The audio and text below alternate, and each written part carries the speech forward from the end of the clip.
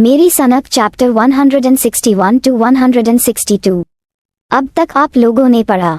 मुझे नहीं पता कि जियान का बेटा कहाँ है। शोभा जी की बात सुनकर प्रेम को गुस्सा तो बहुत आता है, लेकिन फिर भी प्रेम अपनी आंखें बंद करके अपने गुस्से को कंट्रोल करते हुए सीधा खड़ा होता है और फिर बिना किसी भाव के बोलता है, जियान कील हिम जिया।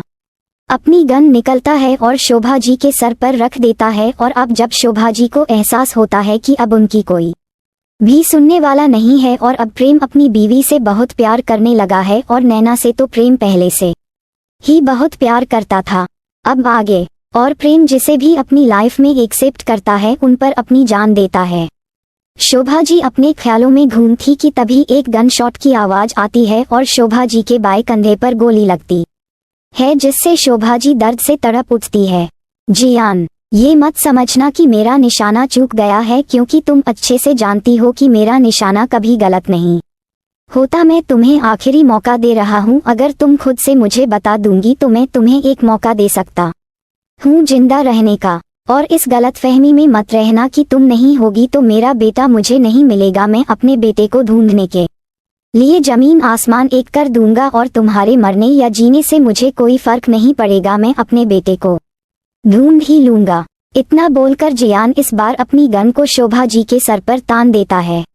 जियान ट्रिगर दबाने ही वाला था कि तभी शोभा जी एकदम चीखती है, गोली मत चलाना, गोली मत चलाना, प्लीज प्लीज गोली मत चलाना। मैं बताती हूँ तुम्हारा बेटा कहाँ है। थोड़ी देर बाद जियान, विजय, सक्षम और प्रेम चारों ही सिंघानिया विला के बेसमेंट में थे। किसी ने भी नहीं सोचा था कि शोभा जी जियान के बेटे को सिंघानिया विला में ही छुपाएंगी।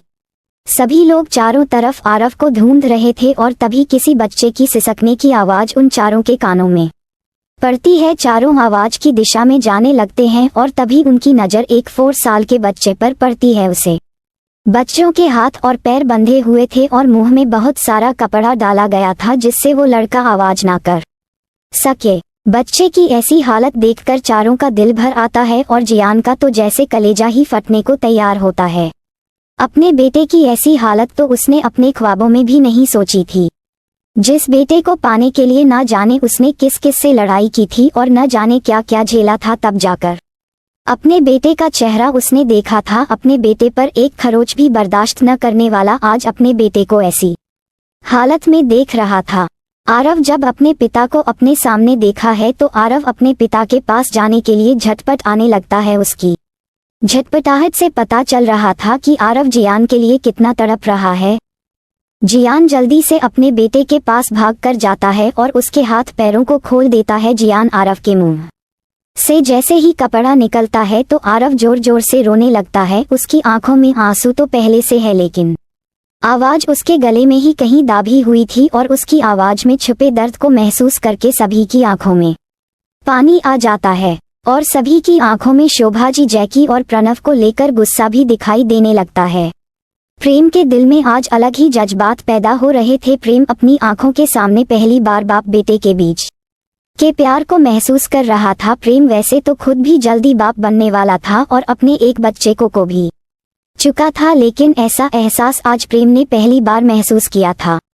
अपनी आंखों के सामने एक बाप बेटे के दिल के रिश्ते को महसूस करके प्रेम का दिल अलग ही जज्बातों से झूल रहा था। प्रेम का शब्द टूट रहा था। प्रेम चाहता था कि अब उसका बच्चा भी जल्द से जल्द इस दुनिया में आ जाए और प्रेम उसे अपने सीने से लगा सके। फिलहाल आरव के मिलने पर सभी लोग बहुत खुश थे और सभी एक एक करके आरव से मिल रहे थे। आरव 4 साल का बहुत ही छोटा और बहुत ही प्यार और मासूम सा बच्चा था, जिसे देखकर शायद किसी को भी उसे पर प्यार ही आए। लेकिन शोभा जी को 4 साल के मासूम बच्चे पर भी दया नहीं आई थी। आरव के चेहरे पर उंगलियों के निशान थे, जिस वजह से आरव का चेहरा सूज गया था। आरव के हाथ और पैरों पर रस्सी से बंधे होने के निशान थे। और दूसरी तरफ जैकी और आरव को जब पता चलता है कि प्रेम ने शोभा जी को किडनैप कर लिया है और जियान के बच्चे को भी बचा लिया है, तो प्रणव और जैकी अंडरग्राउंड हो जाते हैं। और दूसरी तरफ प्रेम शोभा जी को जियान के हवाले कर देता है, जिस पर जियान अपने लेडीज बाउंसर को बुलाता है और शोभा जी को टॉर्चर करवाता है। और फिर शोभा जी ज्यादा टॉर्चर बर्दाश्त नहीं कर पाती और एक दिन अपने हाथों की नस काटकर खुदकुशी कर लेती हैं। 2 महीने बाद वैसे 2 महीने हो चुके थे और मन्नत का चौथा महीना स्टार्ट हो चुका था, लेकिन आज भी चारों के रिश्ते वैसे के वैसे ही थे। ना तो अब तक मन्नत ने प्रेम को माफ किया था और ना ही विजय ने नैना को माफ किया था। और अब दोनों भाई बहन अपने अपने पार्टनर को मानते हुए भी थक चुके थे। विजय को गुस्सा था कि नैना ने उसे इतनी बड़ी बात छुपाई थी। नैना ने उसे क्यों नहीं बताया था कि प्रणाम ने उसे ब्लैकमेल किया है। और दूसरी तरफ आरव की उसे हालात का जिम्मेदार विजय ने नैना को ठहराया था। अगर नैना सही वक्त पर बता देती कि प्रणब ने जियान के बेटे को किडनैप किया है और उसकी अश्लील वीडियो बनाई है, तो विजय इस मामले को अपनी तरह से हैंडल करके बहुत ही पहले खत्म कर चुका होता। लेकिन नैना की वजह से अब को पूरे 2 हफ्ते तक शोभा जी की कैद में रहना पड़ा था और शोभा जी का टॉर्चर सहना पड़ा था। और इस बात का गुस्सा विजय आज भी नैना पर उतरता था। और दूसरी तरफ मन्नत, जिसने अभी तक प्रेम को माफ नहीं किया था। मन्नत तैयार होकर अपने बालों को कॉम्ब कर रही थी कि तभी प्रेम कमरे में आता है। प्रेम जिम करके आया था, इसीलिए प्रेम की पूरी बॉडी पसीने से भीगी हुई थी।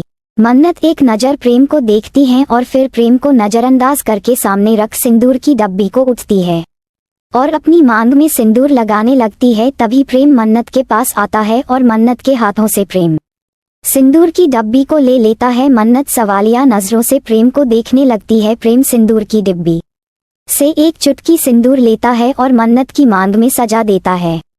प्रेम के इस तरह सिंदूर लगाने पर मन्नत को कोई हैरानी नहीं होती। मन्नत प्रेम के साइड से निकाल कर जाने लगती है। तभी प्रेम मन्नत का हाथ पकड़ लेता है और बहुत ही प्यार से बोलता है, वाइफी, मैं तुम्हें अपनी कंपनी में अपनी पर्सनल असिस्टेंट की जॉब पर हायर किया है, तो तुम जल्दी से तैयार हो जाओ।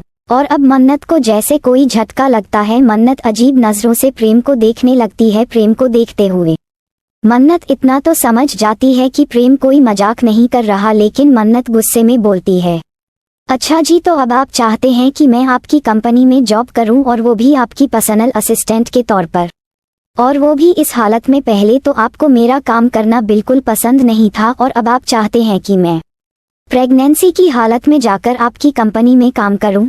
और अब तो जैसे प्रेम के सब्र का बांध टूट जाता है, क्योंकि मन्नत उसे हर बात पर उल्टा जवाब देती थी जो प्रेम को बिल्कुल बर्दाश्त नहीं होता था। लेकिन फिर भी प्रेम मन्नत की प्रेगनेंसी की वजह से सब कुछ बर्दाश्त कर रहा था, लेकिन अब उसकी बर्दाश्त की हद खत्म हो चुकी थी। प्रेम मन्नत की कमर में हाथ डालकर उसे खुद से चिपक लेता है और बहुत ही कर्कश आवाज में बोलता है, प्रेग्नेंट हो, बीमार नहीं समझी, जितना काम करोगी उतना तुम्हारे लिए और बच्चे के लिए अच्छा रहेगा। डिलीवरी के टाइम पर तुम्हें ज्यादा प्रॉब्लम नहीं होगी। शुरू के 3 महीने बच्चे के लिए इम्पोर्टेंट होते हैं, क्योंकि शुरू के 3 महीने बहुत ही नाजुक होते हैं और तुम्हारे 3 महीने कंप्लीट हो चुके हैं, तो इसीलिए अब तुम्हें काम करना होगा ताकि डिलीवरी के टाइम पर तुम्हें ज्यादा प्रॉब्लम ना हो। डॉक्टर ने खुद कहा है कि तुम्हें अब काम करना चाहिए ताकि तुम्हारी बॉडी हमेशा एक्टिव रहे। और दूसरी बात, अब तक जितना गुस्सा और जितना ये नखरा तुम मुझे दिखा चुकी हो ना, इसे अब बंद करो, समझी तुम। और अगली बार मुझे उल्टा जवाब दिया तो उसकी सजा भुगतने के लिए भी तैयार रहना। सड़क पर चलता हुआ आशिक, आवारा नहीं हूँ, पति हूँ तुम्हारा, तो अब ना अपनी इस जबान को संभाल कर बात करना, क्योंकि प्रेम सिंघानिया किसी की भी इतनी बदतमीजियां बर्दाश्त नहीं करता। और फिर प्रेम मन्नत को गुस्से में झक देता है और वॉशरूम में चला जाता है। Radhe Radhe. Follow for next part. Bye bye.